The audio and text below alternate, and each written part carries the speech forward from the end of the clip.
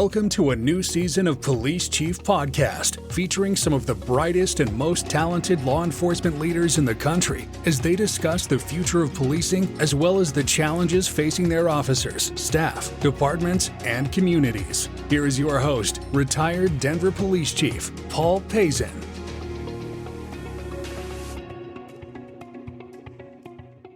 Hello, everybody, and welcome to Police Chief Podcast. With me is the police chief from the beautiful city of Milwaukee, Wisconsin, Chief Jeffrey Norman. Jeffrey, thank you so much for being a guest on our show. I really appreciate it. Here is an opportunity to talk about the future of policing, the challenges that law enforcement's facing, and really to get to know you. Jeff, I have known you for several years now. We've been able to share some pretty in-depth conversations, and you know how I feel about you. I think the world of you. I'm so glad that you are the leader of that department. I'm so glad that you are a leader in the Major Chiefs Association, that you're helping to improve our profession. So with that said, Jeff, tell us a little bit about you. Who is Jeffrey Norman, police chief in Milwaukee, Wisconsin? Well, first, I'd like to start off by saying that the honor and pleasure is all mine, Paul. Thank you for allowing me to have this, short discussion with you in regards to the where policing is at in my own, journey. But it's always appreciative to have conversations with you, brother. So same ditto feel about you. So about me. Well, first I'll start off is that I've been in this position almost 4 years now. Started off as an interim police chief 2020. And before that, the history is long because I came up through the ranks in the police department. Have over 28 years of service here at the department, the only department I served for. And, I always like to say to people, I started in the mailroom, got to the boardroom. Worked at multiple districts, worked at the level of detective, lieutenant, captain, assistant chief, and as you can see, the final stop as chief. As proud as I am of being the chief and knowing that this is like the pinnacle of any law enforcement career, I'm a married man and, wonderful wife. She's a longtime resident, born and raised in Milwaukee, a physician in our community, 2 kids. A number of different experiences of education. Again, Milwaukee through and through. Went to UW-Milwaukee undergrad for my criminal justice degree. Acquired my law degree at Marquette University. Don't talk about my NCCA performance, but still love them. But, they beat Colorado, so we won't say anything. Oh, yeah. I won't say this much. It wasn't the way how we wanted to the end, but definitely it's always a beautiful thing to be able to get that far. But I also have a master's in public administration from Kaplan University. So, having these particular experiences, especially in regards to one of the things I believe that we really got to know each other is some of the chief leadership courses, the FBI, NEI. It's really impactful to have that particular type of, the technical, the professional studies, incorporate with, I'm a community guy. When people ask me, who am I say, I breathe, I eat community engagement for breakfast, lunch, and dinner, and dessert too.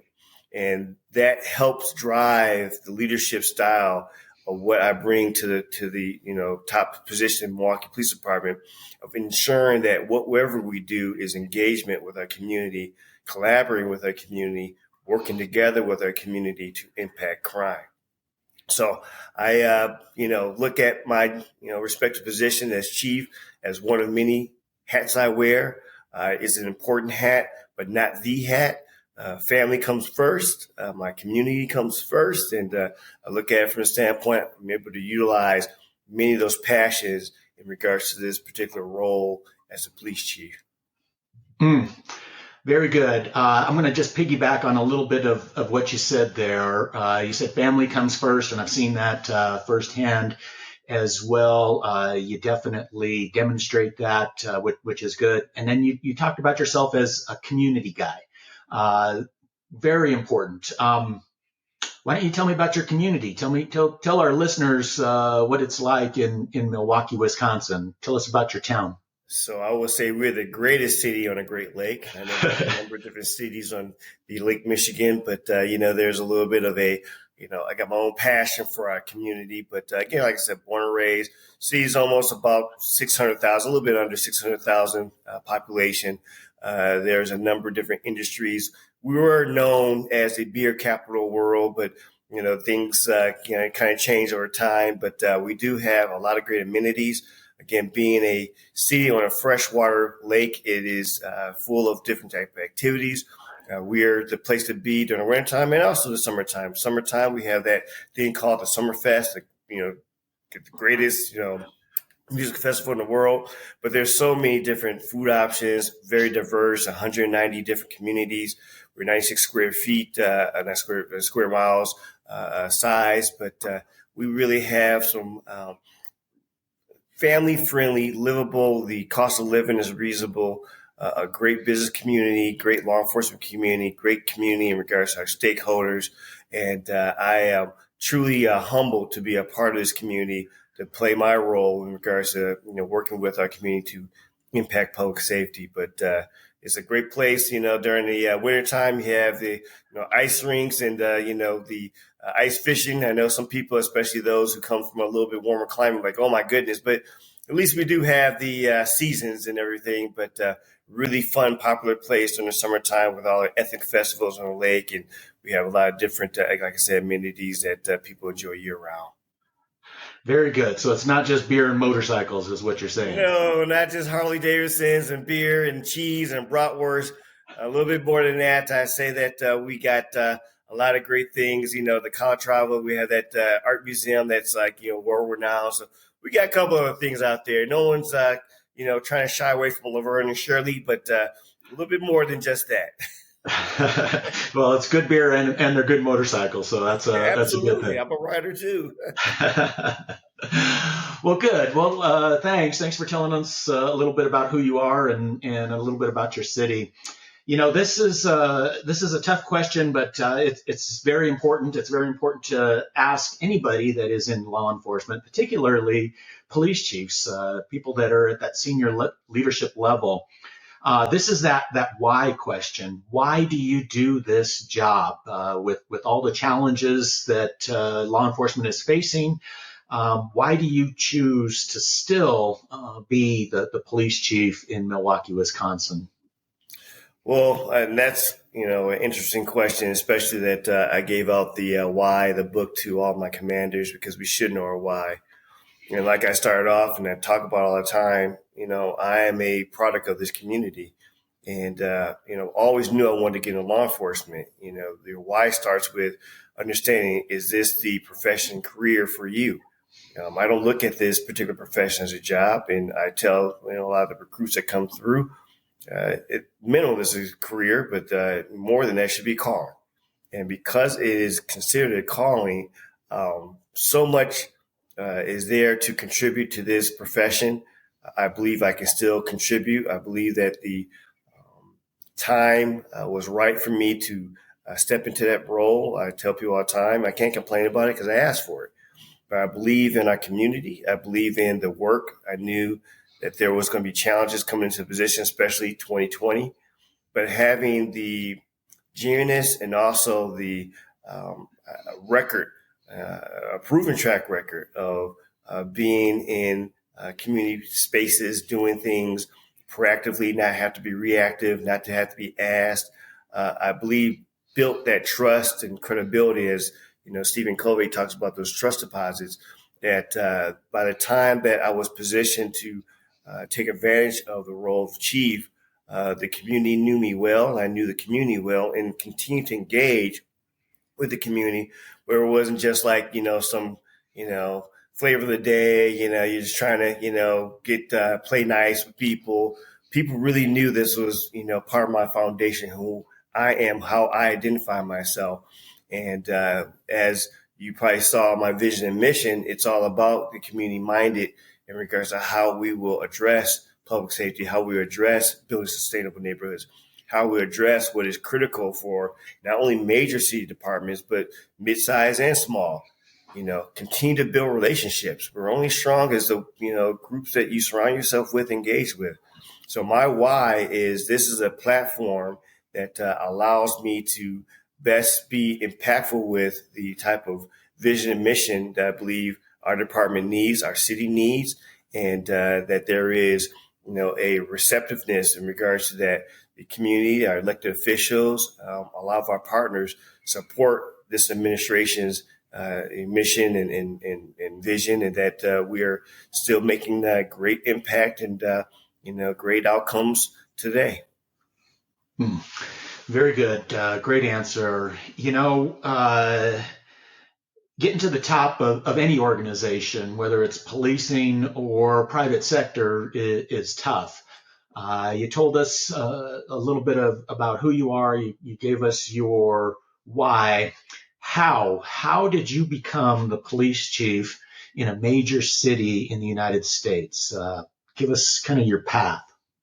You're absolutely right. It is a very difficult role, a challenging role, and sometimes a role that's out of your control. One of the things I always tell people, I always knew I wanted to be chief. I knew I was going to be chief. I wanted to be here, but I knew I was going to be a chief somewhere. And I talk about in regards to, if you don't believe me, look at my resume. In regards to what has been accomplished over the course of my career, in the classes I took, the training I took, it was pointing the direction to being in that top spot. I believe in intentionality. I was that student when, not recruited. I was that recruit when we're in the academy over 28 years ago, and we're all talking about what we were going to aspire to. Some were like SWAT. Somebody said K9, Sergeant. I said Chief. And they looked at me and laughed and like, yeah, right, look at this dude. But I really believe that you have to have goals. And with those goals, now you know what you need to do to work towards that goal. So understanding that I always want to be chief, it was not easy. But anything that has that level of responsibility, it shouldn't be easy. I started off by talking about my, position of chief was interim. Be honest, I don't believe our city wanted another insider chief. The prior one before me, unfortunately, there was a separation that was not in the best light in regards to how that came to be. And I believe that there was some reservations of having someone else come in from the inside and have the potential of having some of those challenges of what has happened in the past. And I believe that being in the interim basis was almost like a probation to see, is this dude the real deal? Will there be, a second coming of some, challenges that they already experienced, or will this particular opportunity, open up new doors and new pathways? I understand in regards to the challenge why some agencies or some cities don't want the insider, because if there is a need to change mindset in ways, an outside can bring that fresh look, but yet still there's a building of credibility of sorts. I've always been the outside, even though I've been the inside. I have, associates and friends within the organization, but I have a lot of friends outside the organization. I'm not afraid to make tough decisions. As a former district commander, I used to sit my sergeant lieutenants down and say, hey, if you're not able to be that type of leader where you don't sit there and give your subordinates what they want to hear is what they need to hear, the ability to have crucial conversations, you will have no home in this particular district or particular bureau command. And I say it now as a chief. I believe that we're expected to bring that level of accountability, but also develop and to, coach and mentor. It all takes place within that leadership role.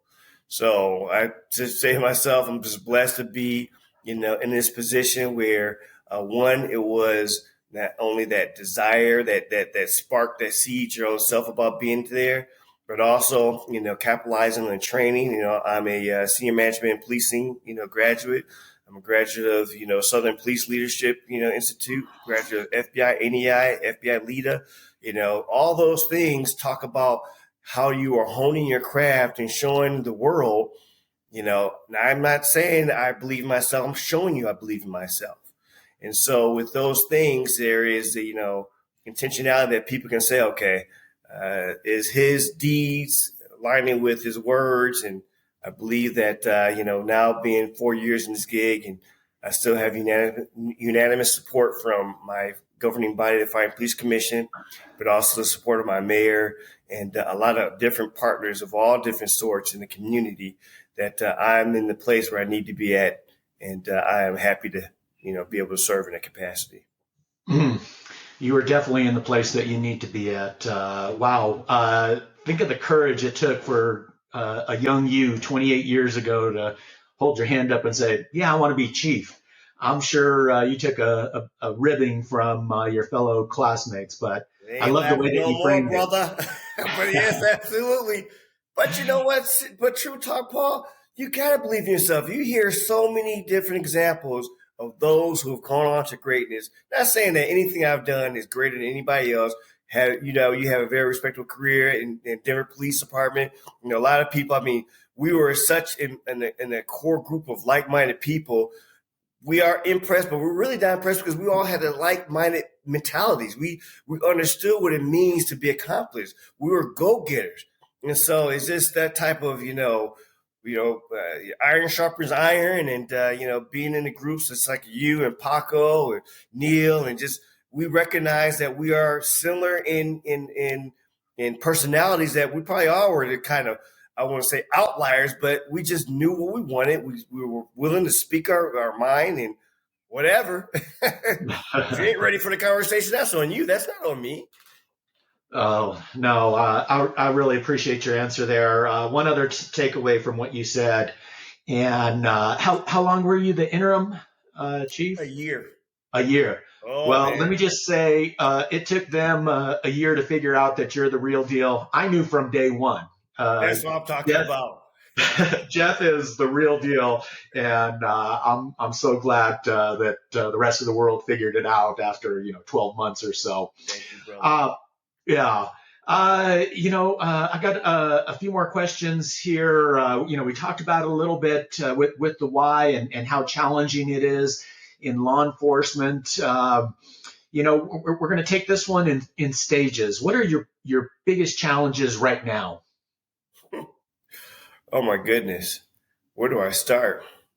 Well, even coming out of the 2020, we all talk about, the COVID-19, the protests. There's still a lot of mental health trauma, not only outside our agency, but within our agency. And I think people underplay that level of seriousness. So we're seeing this stuff play out in so many different ways, personnel issues, officers drinking and driving, domestic violence, but they're also seen on the outside in our community. A lot of our firearm violence surrounds, poor conflict resolution, accessibility of firearms, or, the domestic violence situation. There's so many different challenges we as leaders have to take on while still responding and impacting crime, while still building community relationships, while still holding members accountable. But it is truly, at times, can be really draining in regards to seeing some of the things that our own members are going through, and also what our community is going through. It's like, are you going to shoot somebody over this particular incident? Or you see one of our own members, knowing the challenges of what that life will look like when you start to, drink and drive, or, abuse, drugs, or get into.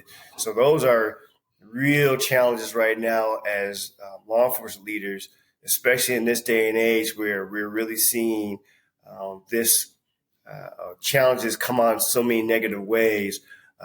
Leaning into wellness, leaning into ensuring that we are part of, community groups who are willing to work with positive conflict resolution, because conflict's not bad. It's when you resolve it in a negative way, it's bad. And so these are opportunities for us to see what can we do to, inoculate our membership. We brought in, we have a support dog. We're getting another support dog. Big hits because of the challenges. We incorporate ABLE, which is something I learned through Major City Chiefs, active bystander and law enforcement. And it's more than just intervening when you see a, quote unquote, George Floyd incident. It's about intervening with other behaviors. When you know that your, colleagues are not handling stress right, and seeing what you can do to refer them to our wellness team or peer support teams. Ensuring that they're intervening if there's, some type of negative behaviors with abuse of certain, the alcohol or drugs. And so those are, unfortunately, keeps us as administrators too busy way too often, and ensuring that we're trying to use every tool and every partnership to help really address that, to, be able to have our men and women come to the workplace with their best version of themselves, but also utilizing some of these tools for our community where we're not allowing, these negative ways to resolve conflict and, being upset and anxieties through violence, because we're seeing that way too often. It's getting better, but we're not there yet, Paul. Mm. This is another reason why I knew you were the real deal, right? I asked you, what are your biggest challenges right now? And right away, you turned it to helping your people and helping your community. You got a Republican National Convention coming to your city in 4 or 5 months. Those are big challenges. How's it going there? Again, without giving us any details on the planning process itself, but how you doing with that? So I just got interviewed by Chuck in regards to this that came on the perf notes. And I will say, relationships being, we met through MCCA, perf. I mean, these particular organizations help spread the difficulty challenges amongst, our respective peers. We're not the largest department. We're nowhere near the size of New York or even my, say cousin to the South Chicago. I tell hilarious that you're blessed to be able to have enough to be able to utilize those resources, even though, you still got a city to police. But we're really leaning in on relationships of getting those agencies to help us out with this lift. And we've been blessed to be able to have a lot of people able to, let me know that, Milwaukee Police Department is not alone. And we're utilizing not only locally, our county sheriffs is working with us, our Wisconsin chiefs is working with us, but also nationwide, And so I will say that, yes, this is a challenging situation, but with the support of our peers and being able to utilize a lot of these relationships that have been built over the years has made this challenge not easy, but easier. So it's been, a lot of different moving parts, but I got a great, internal team, working with the external team, the RNC team, but also working with, again, various organizations to make this happen. Great answer. The purpose of the podcast is to share information with other police leaders across the country, chiefs, sheriffs, executive leaders, just to share what you just talked about there, knowledge and assistance. You have a really good handle on what you're doing on policing, the importance of the relationship with its community. My question is about the future of policing. Where do you see the future of policing 5 years, 10 years from now? So I would say the biggest future of policing, especially for us, especially in the major city level. And don't get me wrong, there's no disrespect to our midsize and our small, because, we all have tough, leadership jobs. But you really have to lean into the collaboration and mean it. I mean, being genuine about it. And just hearing some of the, challenging stories of the police leaders of old, the egos, the, Superman complex or Superwoman complex. We cannot be in a bubble. We have to understand that relationships matter, and our respective positions can be easier or harder based on the lack of communicating and working with everyone. And I talk about community engagement from a standpoint of more than just balloons and ice cream cones. Engagement is talking and interacting with everyone. There's a business community. There is a, law enforcement community. We as the Milwaukee Police Department was the largest department in the state of Wisconsin, and we didn't have a great reputation of playing nice in the sandbox with others because there was a little bit of this better than thou mentality. And this administration has really been intentional of building relationships, being there in the now with everyone, no matter where you're at in the state, because we understood that, one point we're going to need you just as well as you may need us. So why we have to meet in a crisis like we do for as leaders with our own community, we need to do it with our own law enforcement community. And so it is, I don't think that there is any quality less necessary needed than someone who knows how to communicate, who knows how to listen, who understands that what humility really means, and being able to utilize that emotional intelligence to really take all of the, we can learn about all the different type of crime strategies, whether it's Sarah, intelligent-led policing, POP. Anybody who can pick up a book can do that. And when you talk about, engaging in dealing with crime, again, anyone can do that. But how do you build relationships, maintain and nurture relationships, and also be able to capitalize off those relationships for the greater good of all? Leaders who embrace servant leadership. And again, not to have it as just a, phrase or just like it's the cool thing to say. Do you really own that? Do you believe it? Because our partners see through it real quick.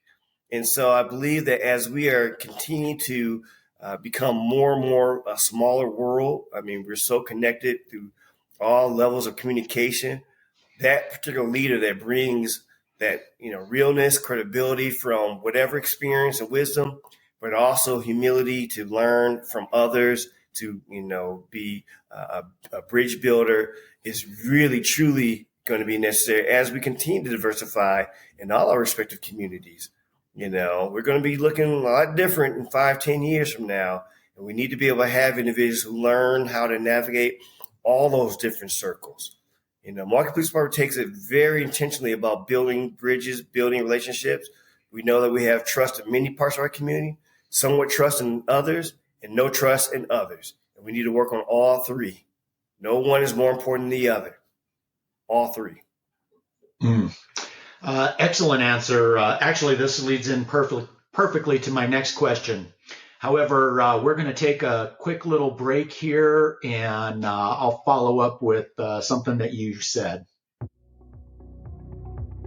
Police Chief Podcast is sponsored by GovWorks, software created exclusively for law enforcement and 911, including Blue Assist for body cam and RMS report analysis to save your supervisor's time and resources, and community safety solutions, reducing crime by preventing it. Check them out at www.gov-works.com.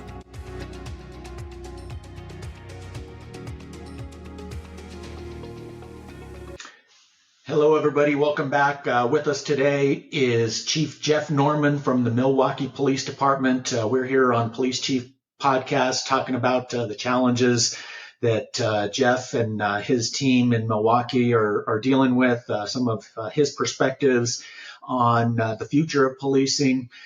Jeff just talked about really the interconnectedness that communities have. This is my next question is exactly that. How are you dealing with some of these negative things that have occurred across the country and impacted your department? Things that Milwaukee police officers had nothing to do with, but it impacted the trust and the relationship between your team and its community.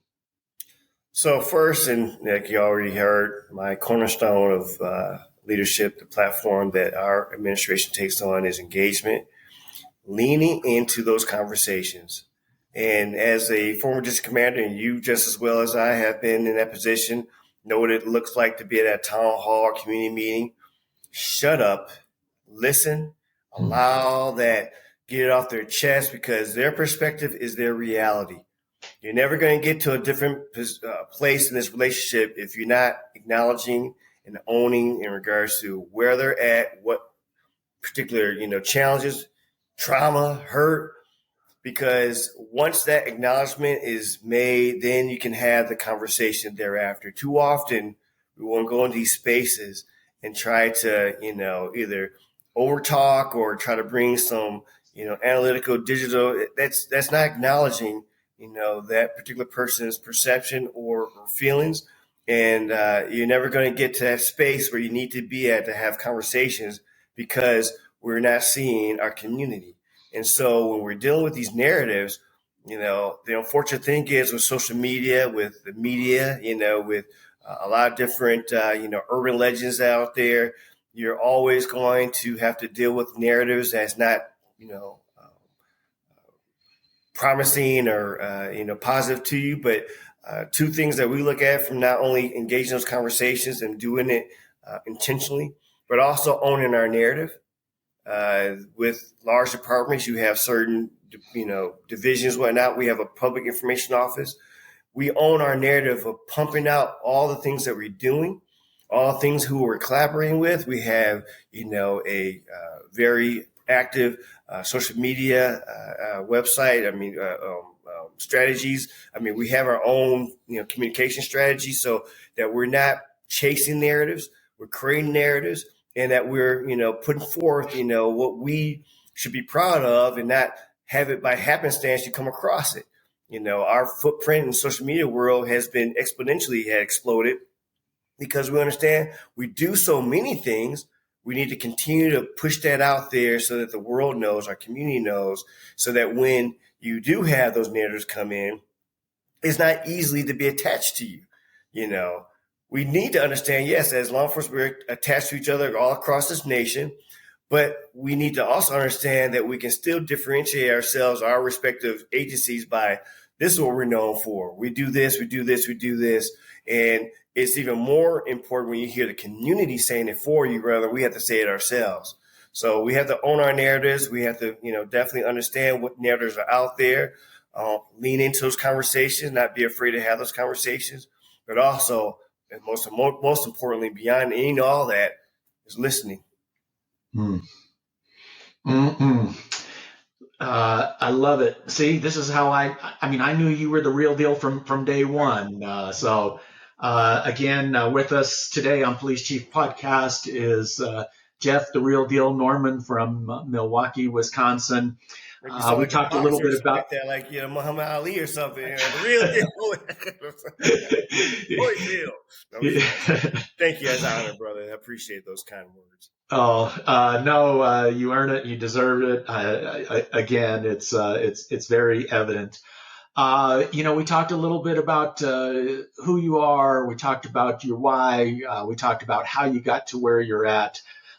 This is a what question. I'm going to start with your young officers, your young professional staff, folks that are just getting going, and also folks that are maybe in your hiring process or aspire to be police officers in the future.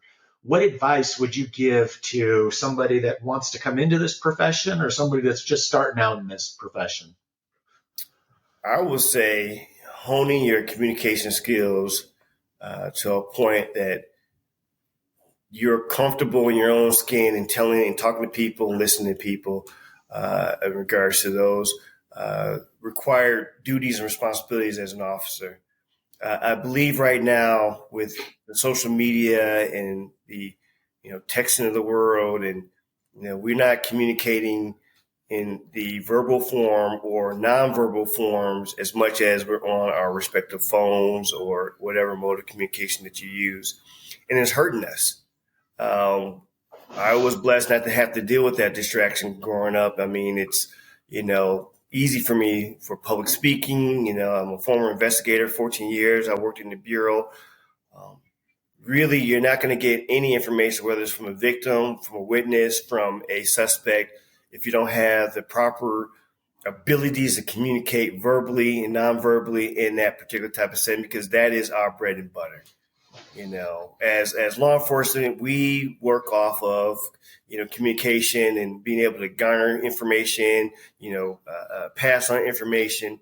And I see so many of our newer officers lacking in those particular skills. They're frustrated by it.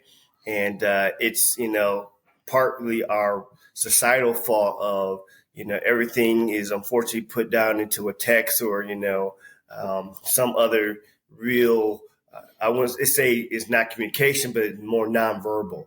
And so working on those verbal skills and being able to understand how to incorporate body language with the verbal, because they always say the talk is only 10%. The rest, how you look, you're smiling, you're leaning in, is the 90%.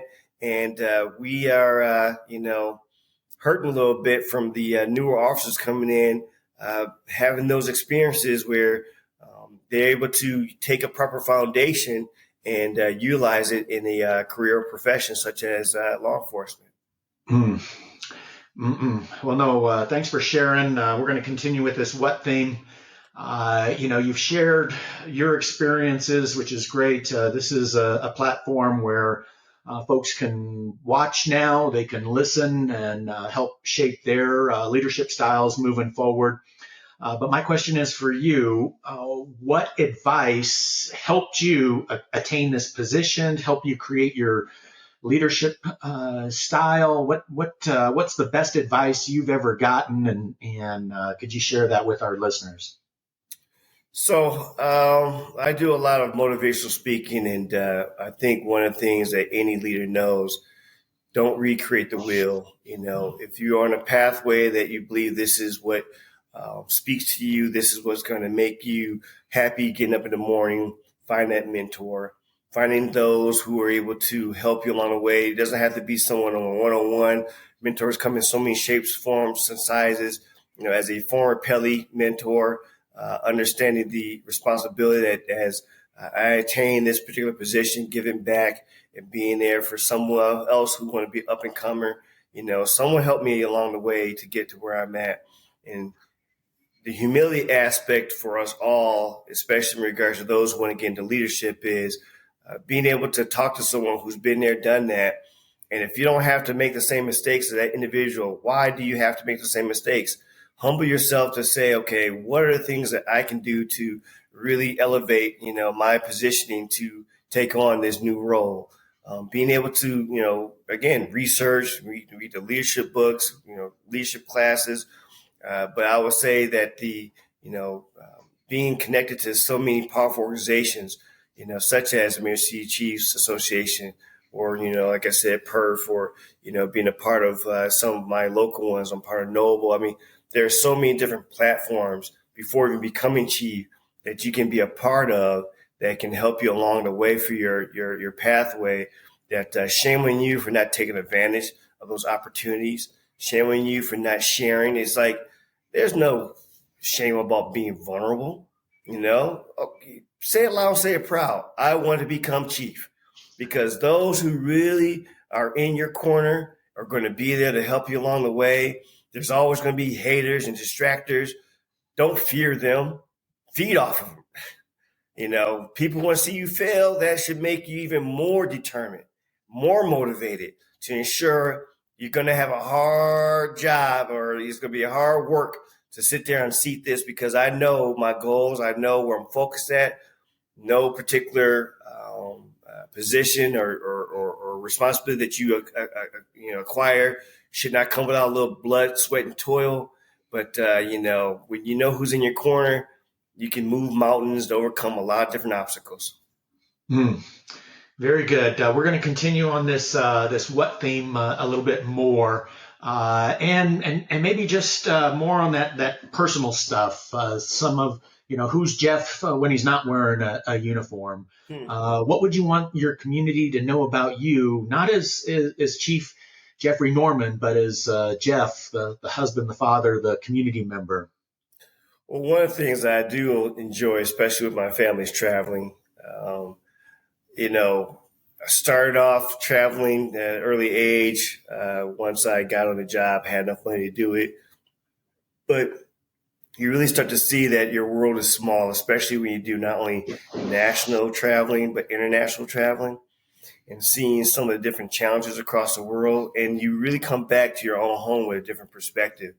And many times you really have a deeper appreciation of your own community, your own, respective place you call home.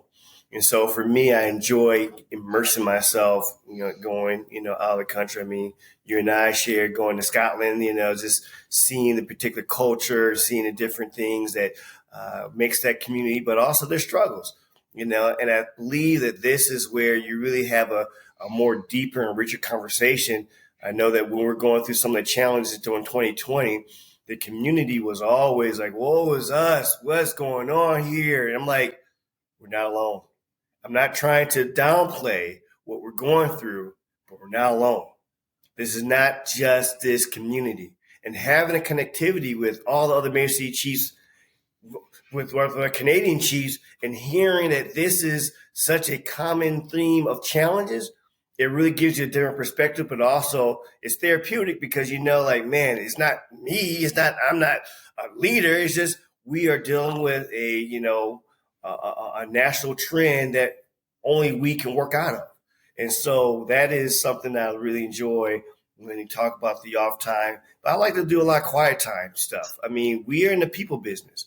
And so when we're in the people business, many times I don't like to go outside my four corners of my house, my refuge. I read, sit back, might have a glass of wine with my wife, or just sit in my own quiet space, meditative space. People ask like, Chief, you should have more gray hairs in your head. I said, I get 8 to 9 hours of sleep a day.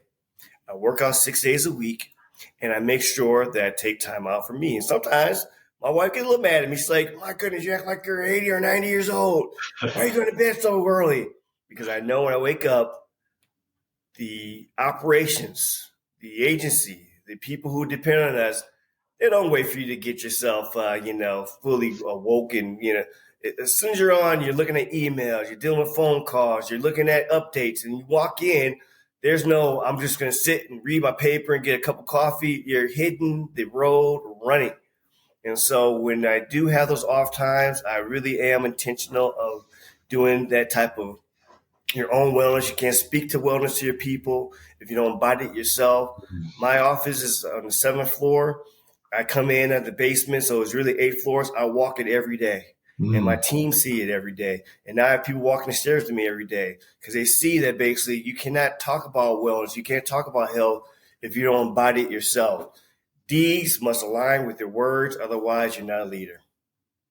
Wow. I love it. You can't talk about wellness unless you're focusing on yourself, or you're walking the walk, or stepping the step. So great job there. Another what question. What would you be doing if you were never a police officer? If you didn't join the department 28 years ago, what would Chief Jeff Norman be doing right now? Well, at one point I thought I was going to go into the military. Another point I was, I did acquire my law degree, but practicing law. So those are some other things that was intriguing to me. Coming out of high school, I was going to go the military route.